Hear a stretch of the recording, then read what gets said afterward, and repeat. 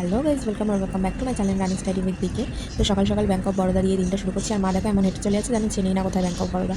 তো ইয়েস, আমরা আজকে 100 ডেজ ক্রস করে ফেলেছি। তো দেখতেই পাচ্ছি আমি এখানে বাসে 45-এ চলে এসেছি, আর গড়িয়াহাটে এখানে নেমেও গেছি। যেহেতু আজকে এতটাও রোদ ছিল না, তাই আমি ছাতা খাটাইনি, শুধু চলে এসেছি। আর রিঙ্কির কাছে চাবি ছিল, রিঙ্কি এসে এখন চাবি খুঁজছে, কারণ ও এবার ডোর ওপেন করবে। আর আমি ভিডিও করছিলাম সেই জন্য। আর দেখো বেচারি কত কাজ করে সারাদিনে। আর যেহেতু আমার শরীরটা একটু খারাপ, তো ও বেশি হাতটাই করছে, আমাকে বলতে হয় না, নিজেই হাত থেকে কাজ কেড়ে নিয়ে করে। ভীষণ ভালো। একটা পেটি খোলা হয়ে গেছে, এবারটা সেকেন্ড পেটি। আর দেখো তসরগুলো খুব সুন্দর এসছে, এটাতে একটু প্রাইজি এগুলো।